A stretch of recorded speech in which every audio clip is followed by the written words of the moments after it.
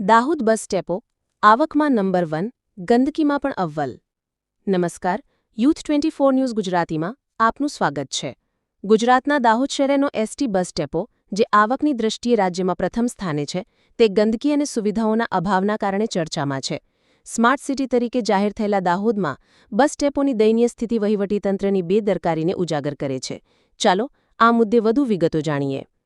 આ દાહોદનું ST bus station છે, જ્યાં દરરોજ હજારો મુસાફરોની અવરજવર થાય છે. પરંતુ આ બસ ડેપોની સ્થિતિ નરકાગાળથી પણ ખરાબ છે. ચારે બાજુ ગંદકી, કાદવ કીચડ અને ગટરનું ગંદુ પાણી વહેતું જોવા મળે છે. બસ ડેપોની બહાર કોઈ બોર્ડ નથી, જેના કારણે મુસાફરો ભટકે છે. પીવાના પાણીની પરબ ગુટખાની પિચકારી અને ગંદકીથી ખદબદે છે, જ્યારે શૌચાલયની આસપાસનો કચરો આખા શહેરનો કચરો હોય એવું લાગે છે. ગટરનું ગંદુ પાણી રોડ પર વહેતું દેખાય છે. એક મહિલા પોતાના બાળકોને આ ગંદા પાણીમાં પડતા બચાવવાનો પ્રયાસ કરે છે, જ્યારે દિવ્યાંગ વ્યક્તિ આ પાણીમાંથી પસાર થવા મજબૂર છે. નાળીઓમાં પાણી ભરાઈ રહેવાથી મચ્છરોનો ઉપદ્રવ વધ્યો છે, જેના કારણે આસપાસના રહીશોમાં રોગચાળાનો ભય સતાવે છે. ગુજરાત રાજ્યના જ્યારે એસટી નિગમ આંકડા જાહેર કરે છે, ત્યારે દાહોદ બસ ડેપો આવકમાં પ્રથમ સ્થાને હોય છે. પરંતુ આ આવકનો લાભ મુસાફરોને મળતો નથી. પ્રાથમિક સુવિધાઓનો અભાવ અને ગંદકીનો ખડકલો આ ડેપોની ઓળખ બની ગયો છે.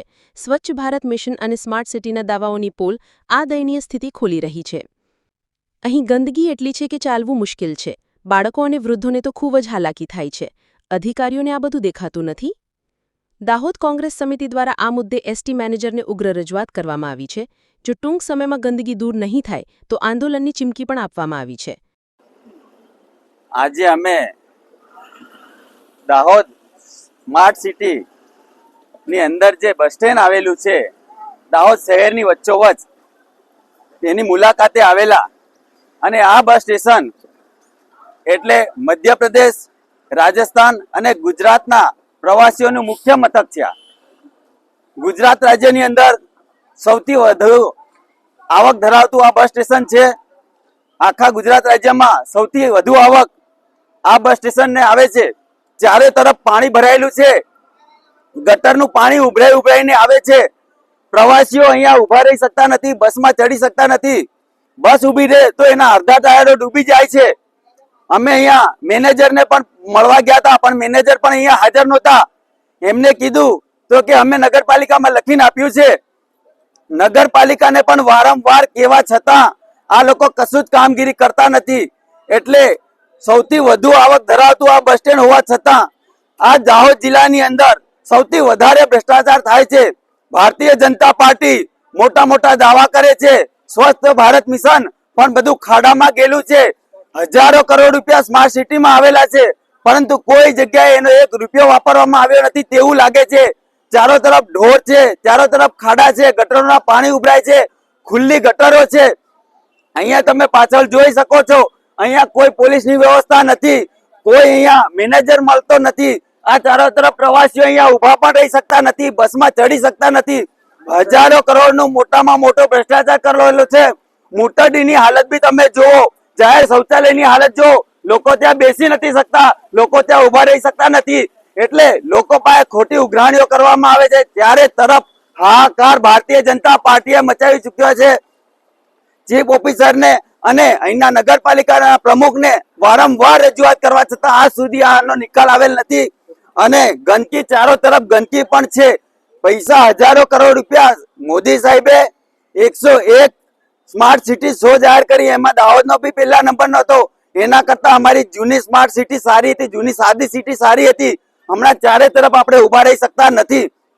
એટલે ચારે તરફ ભ્રષ્ટાચાર આ લોકોએ કરી મૂક્યો છે. અને વારંવાર રજૂઆત કરવા છતાં પણ કોઈ પ્રમુખ સાંભળતા નથી, કોઈ નગરપાલિકા વાળા સાંભળતા નથી. ભારતીય જનતા પાર્ટી છેલ્લા 30 વર્ષથી ગુજરાત રાજ્યમાં શાસન કરે છે અને છેલ્લા 35 વર્ષથી નગરપાલિકા પણ અહીંયા ભારતીય જનતા પાર્ટીની છે. તો આજ સુધી અહીંયા કોઈ વ્યવસ્થા કરવામાં આવી નથી.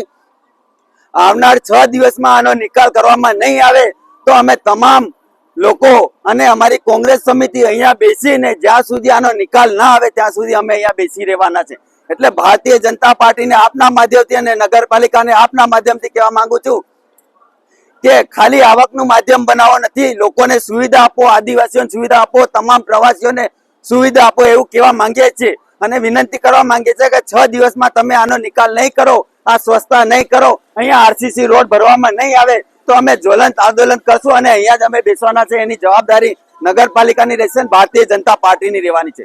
દાહોદ જિલ્લા કોંગ્રેસ પ્રમુખ હર્ષદભાઈ નીનામા. દાહોદ જેવા સ્માર્ટ સિટીમાં બસ ડેપોની આવી હાલત ખરેખર ચિંતાજનક છે. સવાલ એ ઊભો થાય છે કે શું એસટી નિગમ અને વહીવટીતંત્ર આ ગંદકી અને સુવિધાઓના અભાવની સમસ્યાને ગંભીરતાથી લેશે કે પછી આ બધું જેવું ચાલે છે એમ ચાલશે ની નીતિ હેઠળ ચાલતું રહેશે? વધુ સમાચાર માટે અમારી સાથે જોડાયેલા રહો. Bureau report Wajid Pathan, U24 news Gujarati, Dahod. આજે આપણે દાહોદ બસ સ્ટેશનની દાહોદનું જે સ્માર્ટ સિટીનું બસ સ્ટેશન છે એના પર આજે ઊભા છીએ. આજે અમે દાહોદ જિલ્લા કોંગ્રેસ સમિતિના પ્રમુખ અને અમારા સાથી મિત્રો અમે આજે દાહોદ બસ ડેપોની મુલાકાત લેવા આવ્યા. લોકોની ઘણી બધી મુશ્કેલીઓ પડતી રજૂઆતો લોકોની સાંભળી આજે અમે દાહોદ બસ સ્ટેશનની મુલાકાત લેવા આવ્યા છે.